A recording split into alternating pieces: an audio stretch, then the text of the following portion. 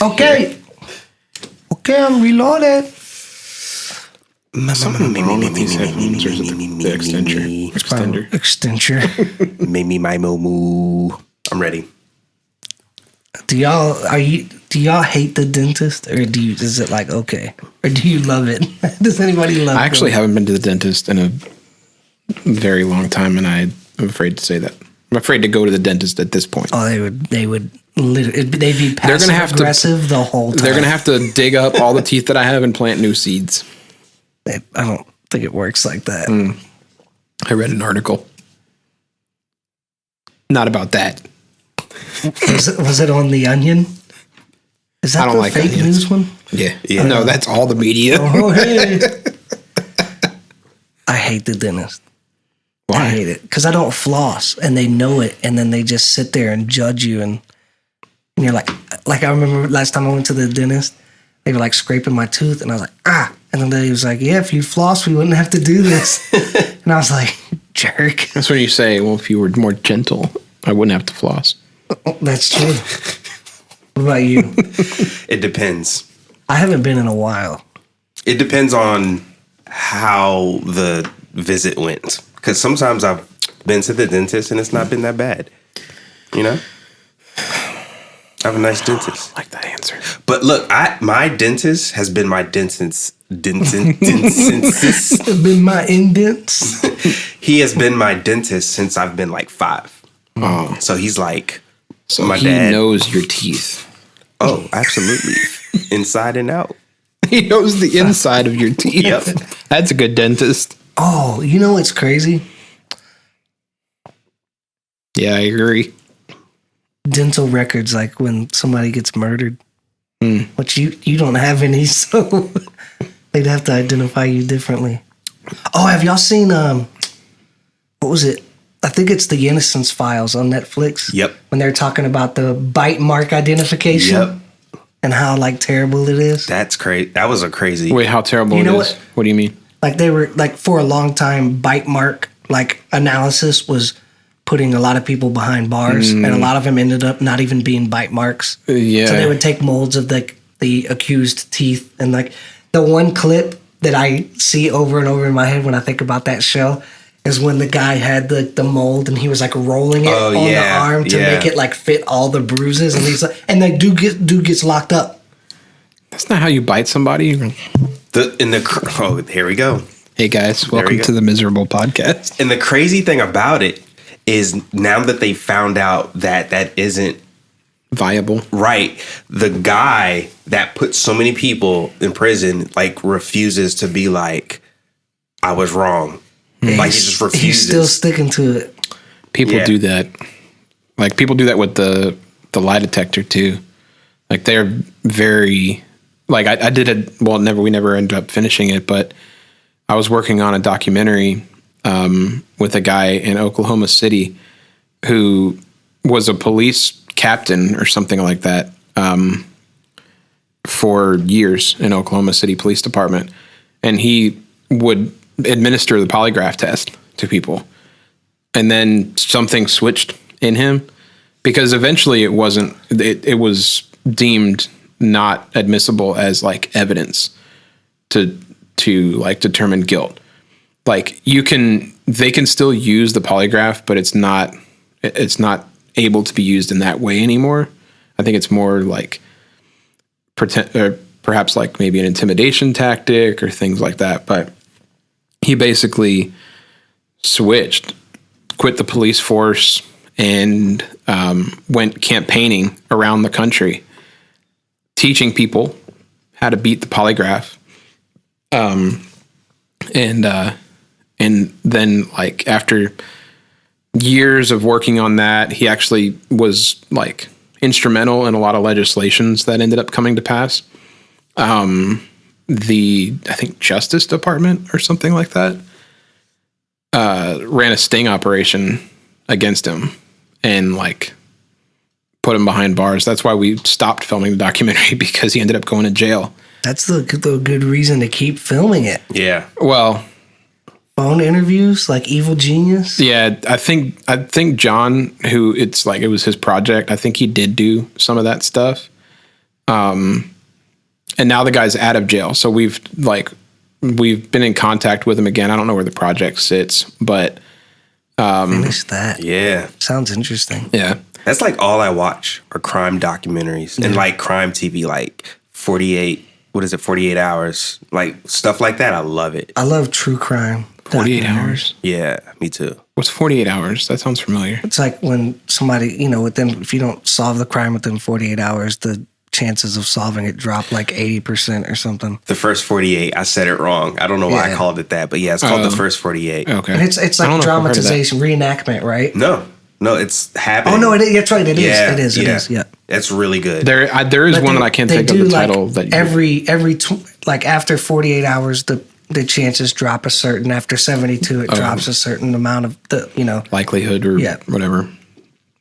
Yeah, but you know what's crazy? How much people get away with, like people who work in the criminal justice ecosystem. Dude, that's what these documentaries are really exposing. Makes me so nervous. Is how like the AGs are buddies with the judges who are buddies with this, and the jury selections crap and this and that. Like, and it's like, oh man, because you think like, the most ignorant. I don't think I've ever thought like this, but like the most ignorant way is like, it's foolproof. Like you got all those people involved, and you start seeing it's like, nah, all these all these people are going to dinners together on Friday night, and then they're sitting in the courtroom together on Monday, pretending like they don't know each other. Well, I mean, even though Like that's wild. even though it's it's crazy. it's not a real it's a made up show, but you see that stuff in like drama shows about the justice system. Like we watch Better Call Saul, and you see like all that like sort of the elevator talk. Yeah, the behind closed doors discussions that happen. Like I just saw a movie called Trial by Fire. It's this guy in Texas who was accused of killing his 3 kids. They said he set the house on fire. So basically, he gets sentenced to death, and they find out later on. Well, before he actually goes to the chair, because he did end up getting executed. Wow. This lady kind of like they build this relationship, and she starts looking into his case. She finds out that they made the witness lie. They made his girlfriend at the time lie. They threatened her with stuff and said, if you don't say what we need you to say, all this stuff.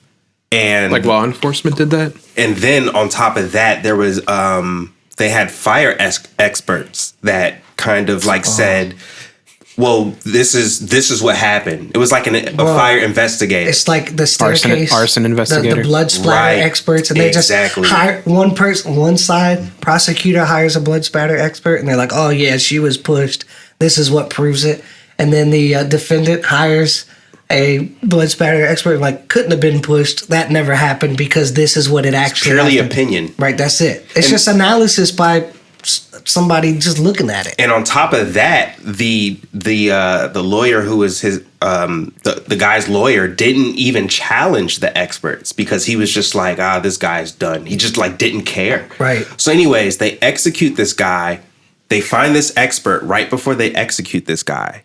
Who's like up to date on modern technology, and he does this experiment. He's like, there's no way he could have set the fire. What started the fire is this heater with faulty wiring.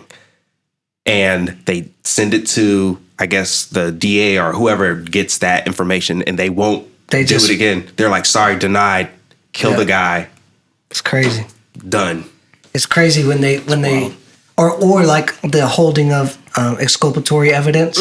That's like a big thing. Right. It's like, yeah, we prosecuted this guy, and like 2 years later, it's like, here's evidence that proof that he didn't do it, and they're like, yeah, we're not going to talk about that. That's crazy to me, bro. But it's because like it's okay. Let's making a murderer.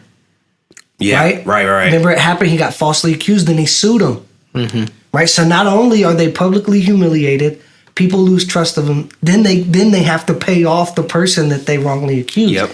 And that was like the big thing the second time around.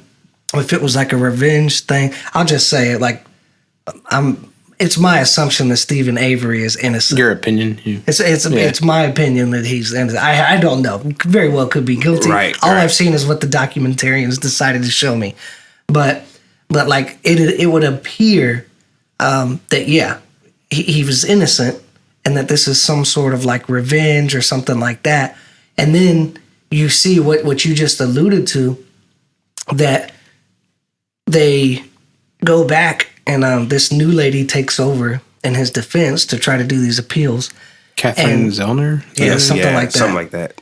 And I knew you were going to get that name, by the way. You're the person that knows that person's name from some random documentary.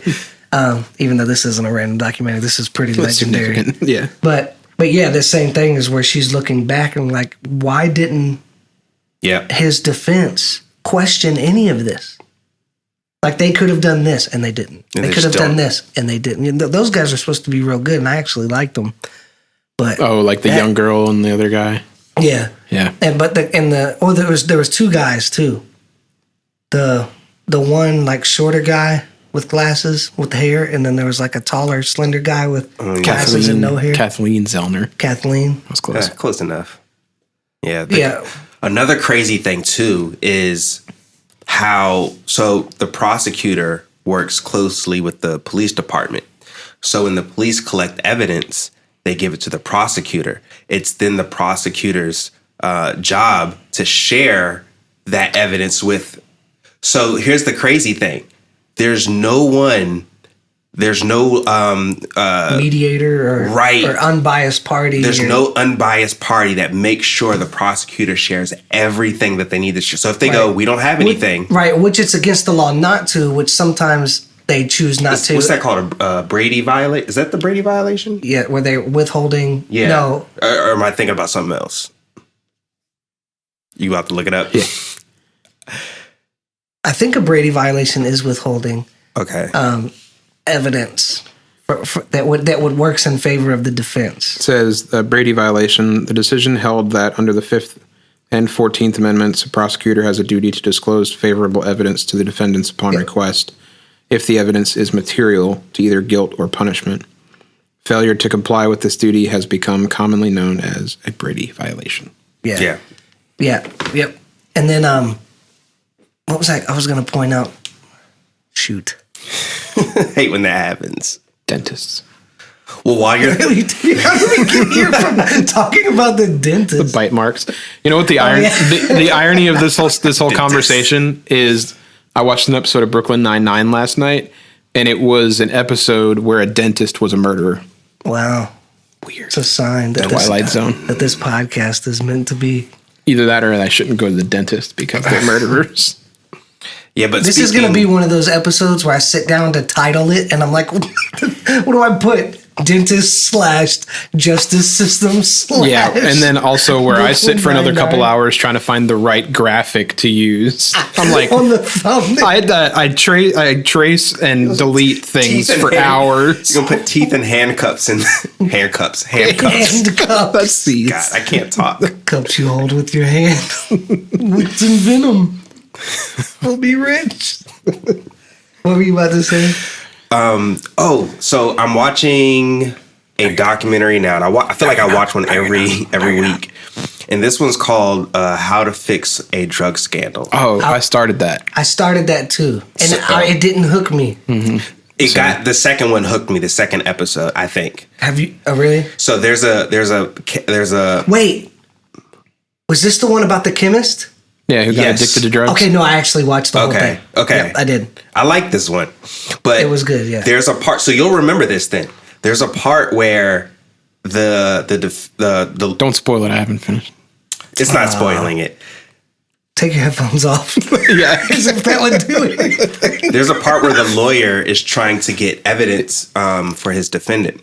And the prosecutor is like, we're not going to release some type of evidence. So they go to the judge and they say to the judge, well, he doesn't need to see it. It's not important. The judge is like, you don't get to decide that.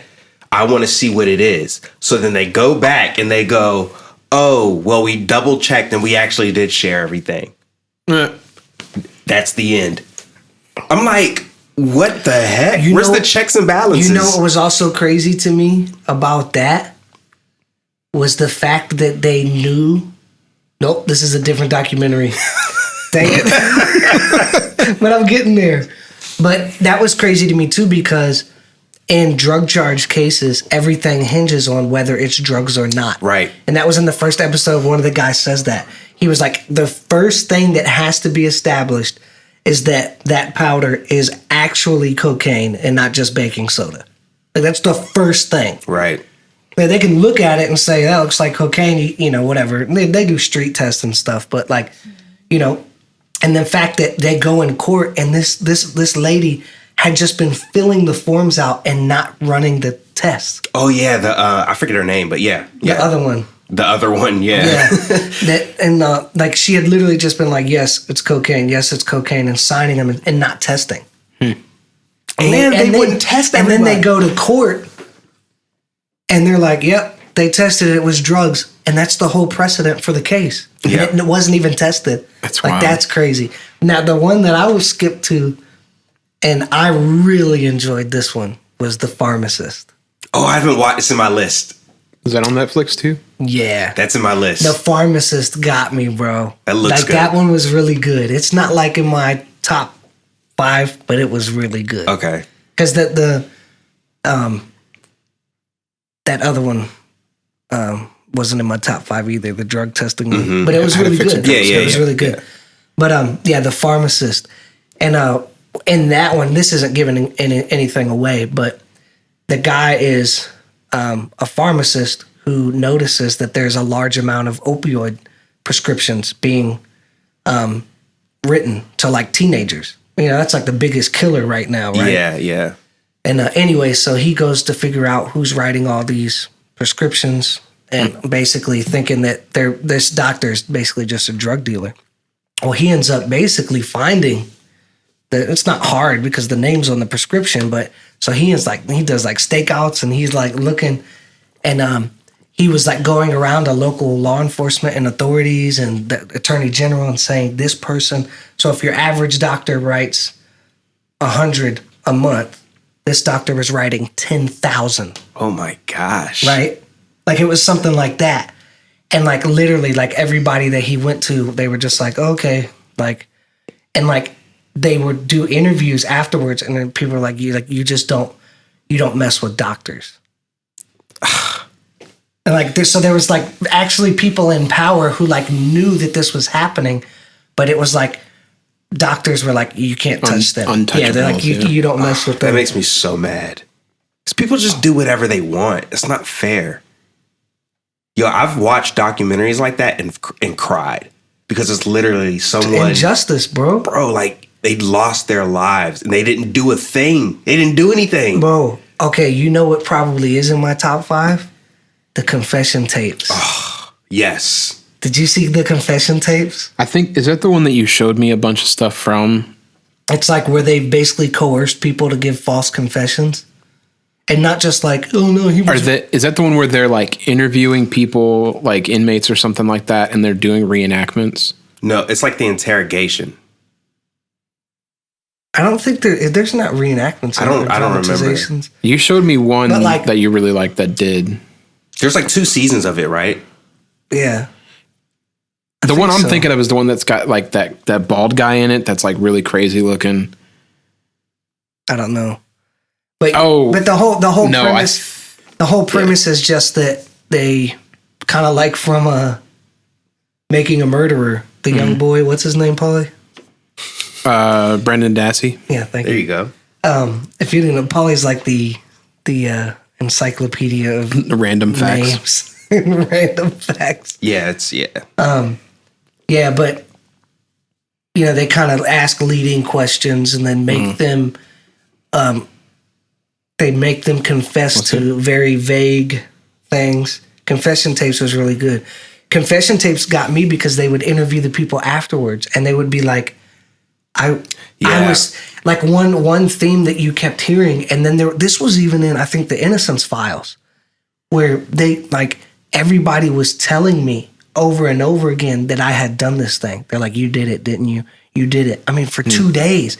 And it's like, I haven't seen and that. in the Innocence Files, it was the one guy, and he was like, and this was in the confession tapes multiple times, that they were like, people were saying it so much that my thoughts were like, is it possible that I did that and I don't remember it? Like, and that's how fragile like people are, like psychologically. And it's like you heard that in confession tapes. Like, everybody was telling me I did it, so I was just like, I must have done it. I just don't remember it. Yeah.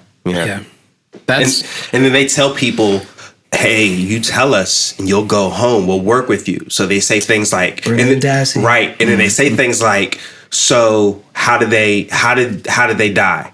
And you're like, I don't know. And they're like, well, you took the knife and you stabbed, and then they're like, yeah, I took the knife and I stabbed. Like, literally just repeating anything that they're being told. Especially, like, you tell us what they'll literally say, like, tell us what we want to hear, and then we're just gonna all be over. That phrase, tell us what we want to hear. Especially when they're like mentally disabled, because there's a couple cases like that too, where they're just like, this person's IQ is super low. I've made up my mind where, like, if I'm innocent, I'm not saying anything. Don't. Yeah. If I'm guilty, I'm not saying anything. Lawyer. Like, that's it. Just like it's for no other reason but for the same reason, like, high-powered people won't testify. Yeah. Because you're innocent until you perjure yourself. Right. You're innocent until you make a false confession. You know what I'm saying? So it's just like, whoa, there's enough going on in the world. I don't need to run my mouth about it. Like, y'all figure it out. Good luck. I wasn't there. You're paid for this. See, I think a lot of people feel guilty if they ask for a lawyer, but The long shot. Oh, don't even get me started on that. Bro, that's top 5 for me. That was a really Single, good one. it's like an hour and a half, just one. That's just a crazy story. You haven't seen that? No. He's like adding all these to his list. That one might already be on my list. The long shot was incredible. That I is told like- my wife the story like 2 nights ago, and she was like, "What?" That's like wild, Yeah, bro. That'll never happen again in life. That was crazy. Another wrongfully accused and then exonerated by some Was it this- crazy circumstances. This one, with the drawing. It Let me says see. when Juan Yeah, Catalan. that's it. Yeah. Well, that was a good casual Friday. We went from talking about dentists to social justice to the injustice system Man, to true crime docs. I could watch those all day. By the way, we still need to watch 1917 together. I know I that's want to super stop random. watching them and I want to watched start it. making them. Paulie, Listen, my friend had Watch it. 1917 without us? I literally haven't watched it. I know. I was waiting. I was at my friend's house and he started playing it and it was really good, so I couldn't leave. I don't know why. Why does that sound so funny? We do need to watch it together though. No. It's so Oh, no, good. no, you're out it's now. not. All right, It's too I'll late. watch it again Yeah, on the you're same out. day so we can talk about it. He's like trying to call us and FaceTime us. We're like, Hey guys, look, I'm watching the same movie. decline.